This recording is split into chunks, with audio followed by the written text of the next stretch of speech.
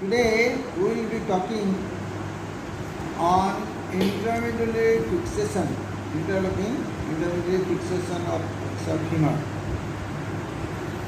In last class we have discussed about the iron nailing, interlocking nailing of tibia. Yes or no? We have discussed this thing. Today let us go ahead with the femur. So, in the evolution of the flexor femur fixation, we know the contribution by pincers nail for intermediary fixation. We have discussed this thing already. But it is true that it is the pincers which introduce intermediary fixation concept in femur, and you know this is it is a nail is the clover shaped nail in cross section. We had a cleft, the ridges are there, eyes are there, the importance of all the things we have discussed. So later on, because of some limitations with the nail, because particularly rotation instability, we cannot address. It is why the concept of interlocking has come in 1970 onwards. Today, throughout the world, for diaphyseal flexor, particularly long bone, it is the intermediary interlocking device which is accepted and widely utilized. So, how to proceed with this technique? We have discussed about the offline and online concept. Online is in the tract of the axis of the medullary cavity. Offline is a bit deviated from the medullary cavity. Two things are there. So offline and offline we must know. So for the flexor femur, initially while the patient is coming to you, that many a times we apply scaled traction. Most of the time in the proximal tibia. This is important to maintain the provide immobility of the flexor as well as maintaining the alignment. It is also helpful in subsequent operative procedure as well. So there are two techniques. One. Number two, the time period of fixation. There is controversy about this. No, I just say that if you do it early, it's better. One can do the same day, interlocking, but not unlike the open induction internal fixation. Open induction internal fixation mostly done with the K nail. You have to explore. You open it up, then fix it. That is why it is never encouraged to do in the early time. So better to wait for a week till the swelling subsides, edema comes down, and also the trauma to some extent is also healed up, soft tissue injuries. It is a concept. It is open induction is not advocated in the early phase. One should wait till the second week. But intermediary fixations with interlocking device where you do not expose the flexor side can be done early. It is safe that it gives good and it can give the mobility of the patient early. But it is not true for the multiple polytrauma cases. Things are different. Anyway, in normal case, only solitary flexor femur, young adult can be subjected for the fixation early. There is no doubt about it. Number is the alignment traction and a position in the flexor tibia. One can do in the supine position, one can do also lateral position. Lateral position, tilting. People used to do. So the device in the rail and the operative table can help you to do the tilt. That can be done. Lateral position. But conventionally, many times you used to go for the supine position with the traction in the flexor table. Yes. And a little bit of your thing that the entry. Most of the time we are all concerned about the entry, which is more important thing. Yes, and the reduction. There are two things mostly important. One is the reduction of the fragment with various techniques. One, because you need to do it close. Number two is the track.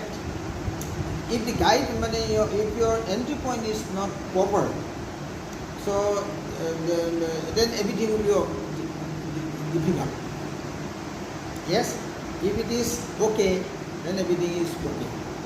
So what okay? What okay means we do have two entry points. So if you do consider about this thing, so you know there are off axis and on axis. Try to understand. So off axis and on axis means if it is on axis, and while you do the open induction, internal fixation, and you do retrograde nail, you will find while the nail is being pushed like this, it is usually come out of the piriformis fossa. So it is on axis, that indicates. The same principle applied if we are going entry gate now. So entry gate we are going to find out the piriformis fossa. So piriformis fossa is where it is located. Where it is located. So it is a depression in the, if you do a tendon section like this, so entry point should be around say ATB or say in this area. If you do a long axis like this, you will find upper 2/3 and lower 1/3. So it is in the lower 1/3 area. So if you see, you can make out this part is very thin, this is thick. That means while you are filling it, you will find a depression there in the upper end of the femur like this area where there is attachment of your externus muscle. Yes, and that point is usually lower 1/3 from the upper 1/3. Yes, so you can feel, you can do the exposure there, lateral incision, go and splitting this your medius, then inside you are going, try to find out the depressed area, which is usually upper 2/3 and lower 1/3 junction. One can make out from this point also there is going on. So this is the entry.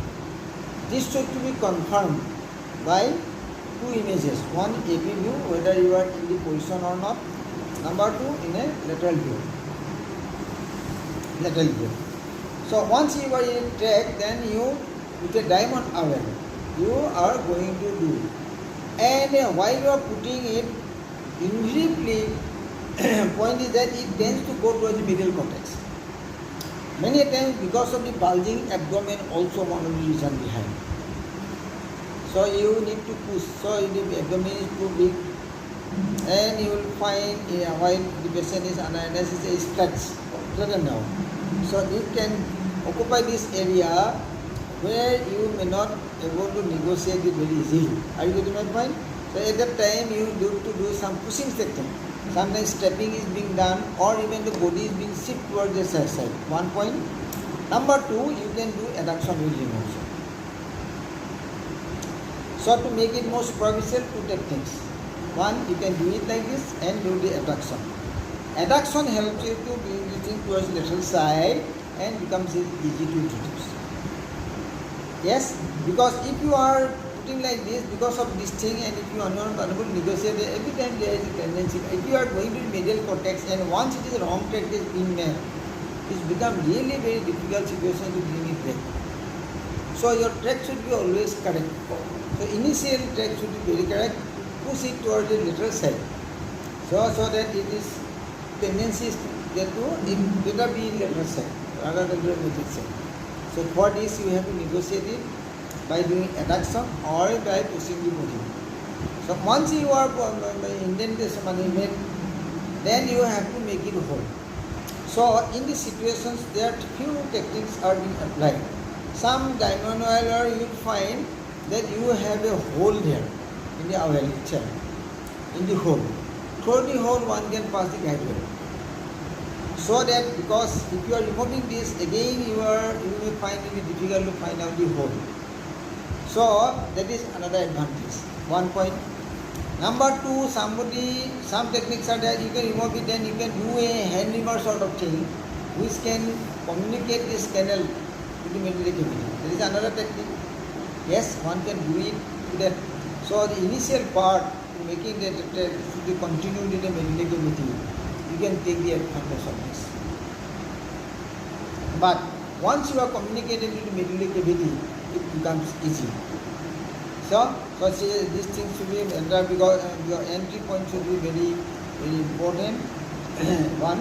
Number two, the continuation of medullary cavity can be done with various technique. Make it a hole there, then do the remaining step, go inside. So diamond out with hole where you can pass the guide wire is easy technique. That is easy technique. Otherwise you remove it. You can make a hand reamer. Short hand reamers are also available. So continue the take. Many times 8 mm reamer is being used. So if you make the hole and continue to the medullary cavity. Once it is continued to the medullary cavity, just like you see. So it is the guide wire. There are two types of guide wire you all know. The one guide wire is a knob there, one is a plain one. Yes or no? So plain one. So you have to introduce like this. Yes. So that with the angle with the knob is more important to introduce first. That helps you to do reduction also and maneuver. Are you getting my point? So initial that means you need to pass the guide wire through it. So at the time you are flexor, there are many things that happen. So if the flexor is a transverse flexor or sort of the flexor, it's a bit easy to do the reduction. And do the alignment. Okay, fine. So how many techniques are there? Various techniques are there. One, you traction. Then many times while you give the traction, because of the pull of the muscle, gastrocnemius particularly, so it causes this fragment. And again, because of the weight and because of the gravity, distal fragment usually come down. So you need to give support to align it. Yes, sir. Are you getting my point? So it depends upon the flexor position also. If this area here, if the adductor muscle is pulling both, so you have to counteract it. You have to bring the distal fragment toward the posterior fragment. Now what are the techniques? One technique, the manual technique. Okay, sir? Many times this problem is there. One. Number two, that there is a F-shaped device. F. That is made of mostly wood. So F-shaped device can be applied here. Supposing this fragment is up and this fragment is down. You are putting this F here. So you can do it here. Or if the fragment is lying medially, this fragment medially, this is lateral, then you can put it like this. So you can do it. Yes, the F-shaped device helps you to do the reduction. Many times, while too much stouty, strong muscle, very bulky body, very sometimes difficult to do the reduction also. These are techniques. Somebody used to apply the your plot, as a steps. Stepping can be applied to pull this way, that way also.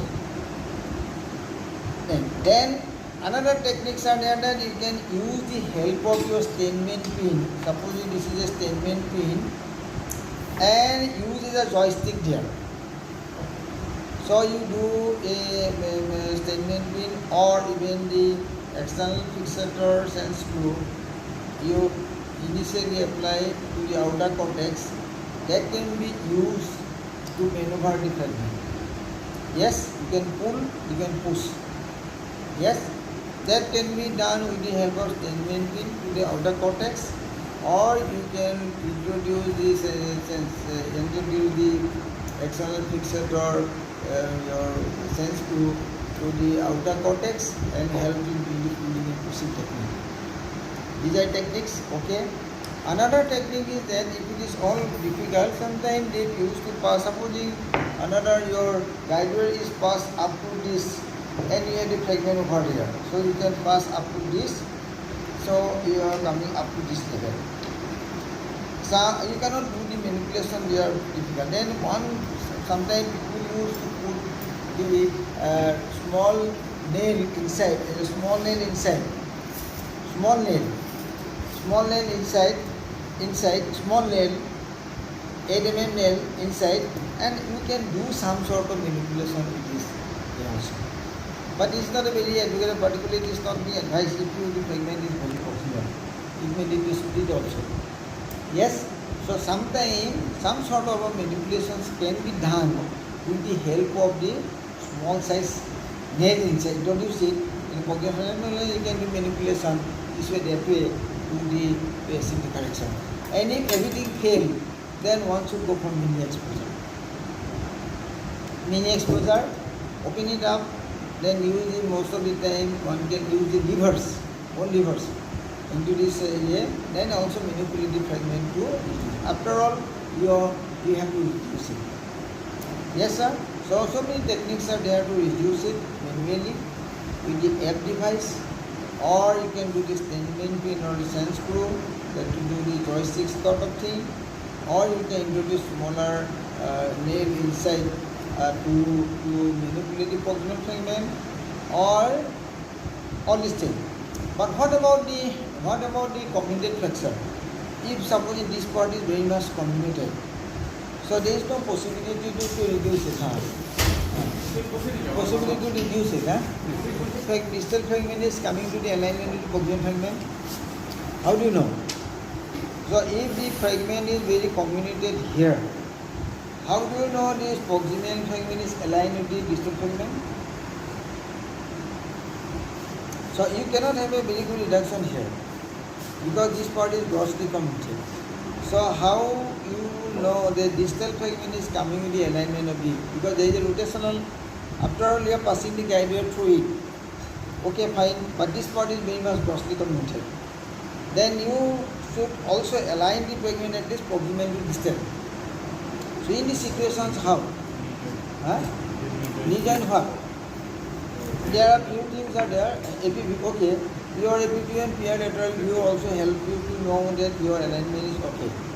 Few things are there. One, you always look for the thickness of the cortex of the bone. Yes. So if this part of the medial cortex is very thick in proximal fragment, and you also consider that other part of the thickness should have a symmetrical thickness of this way. That is one thing. You know, if the cortex is medial size very thick and the distal fragment cortex is very thin, so you know that there will be some rotation. That is my point. So their thickness should be uniform toward the one point. At least you know that your thickness is one. Number two, the main thing what? Main thing is the rotation. Because here we are confused, it may be rotated externally or internally. Other point is that you take usually you can take a help of the guide wire, or you can take the help of your electrocautery thread. This is inner side, is there is metal inside, yes or no? So you can put this thing in the center of the head in the C-arm and corresponding to the second digital clamp. So you know the alignment should go passive. So if you are saying that this practice is okay, then it also helps that you do not have the rotation, this rotation. So you may have this sort of problem here, particularly in comminuted flexure. So you have to be careful that you do not do any rotational display. So rotational alignment can be prevented with these various techniques. It is understood now. It is difficult. Otherwise there is a fracture there, you can know whether you have reduced it.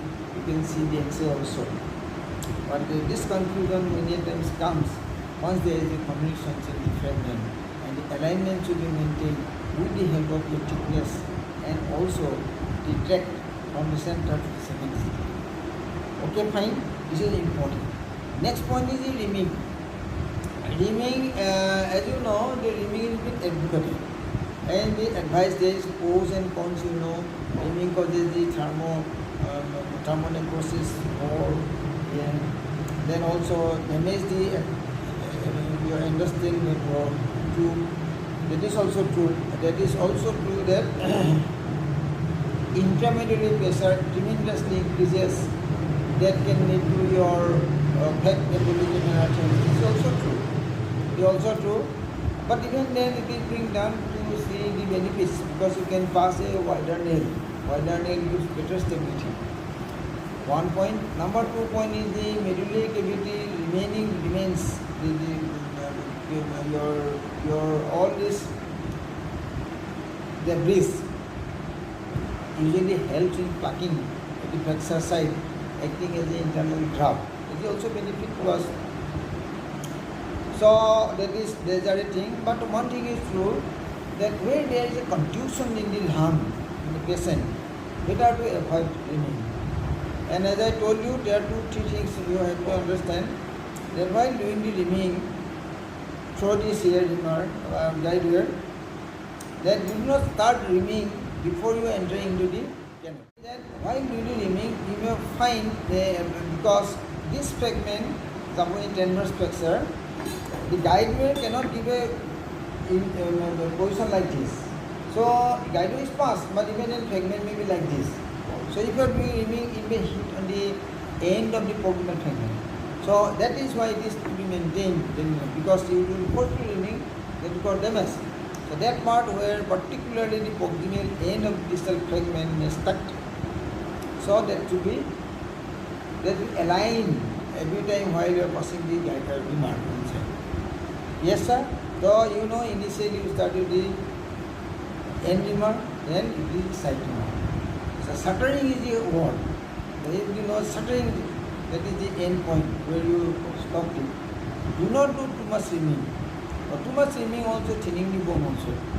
So that necessarily removing lot of your bones means weaken the bone. It is ideal to 11 is quite good for the Indian population and the Asian population. But in Western cases, things are different. Here, particularly up to 11 is more or less okay. More or less okay. So that is rimming part. Then next point is then exchange of the guide wire. So guide wire should be exchanged. Just should not forget. Otherwise, it will be difficult situation. Because earlier guide wire you have the knob there. Yes or no? So that should be removed with this plain guide wire. Then pass the nail. While passing the nail inside, here this is the nail. So you know this is the nail here. This is the thing here. Yes or no? So one can go for the fixation there first.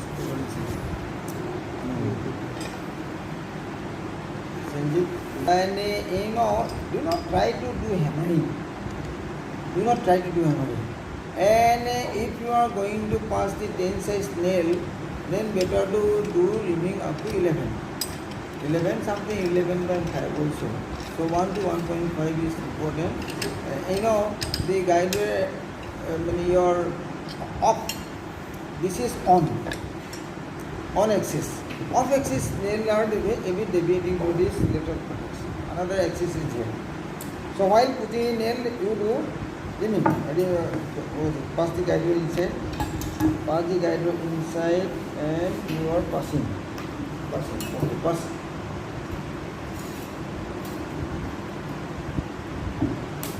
Rimming is not that up to the bigger extent, so you cannot negotiate it. Anyway, the important points in this case is that do not try to do the hammering. Many times it is ideal to push it by hand. Maybe some difficulty will be faced, but even then we do not go. But the end point you can hammer to plus it.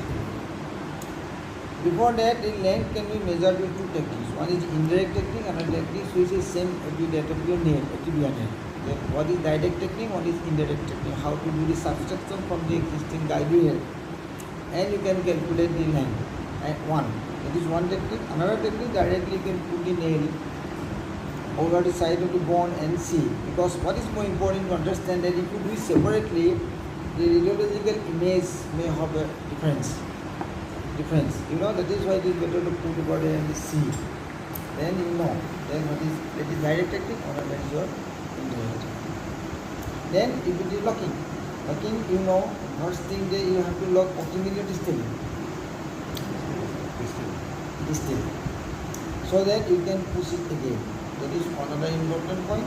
And now earlier days, the second generation nails are advantageous that one can go up to the nail.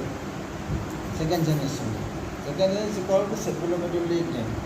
because you can address the both cephalic and medullary both thing together at one go. So that is why if a patient is having function like femur as well as a subfemur, cephalomedullary nails help you to address the both things together. But ideally, most of the surgeons they prefer to do address nowadays separately rather than doing this because some sort of negotiations may be done because every time it is not same with that of the nail. Curvature and everything are not same, so you may need to do some sort of negotiations. So though one can address both the problems together with single nail set. So these are the advantages. Yes. So locking and other things we have discussed. Then the infection should be done with designing and the thrusting is there, or you can apply the same device over there to emerge out so that you can have a good contact between the fabrics. Yes, sir. So that should not be ideal in case of the computed flexor. Because computed flexor, if you do so, it may lead to your shortening of the limb. So computed flexor based on the alignment and keeping in position, not perfectly reduction. Yes, sir. Most of the important thing that the end point of the guide should be in central, but AP and lateral joint. Both of the end point is central and vertical. That is more important, particularly in case of the computed flexor. Also, that ultimately two things: the reduction, you can confirm with the type of your thickness of the cortex, and also the alignment from the outside technique with the help of your guide wire, or you can apply the electrocautery wire to know the various rotation and other things again. Okay, then we use that. Okay, this part is okay. If you are not having any question, okay, thank you very much. Thank you very much.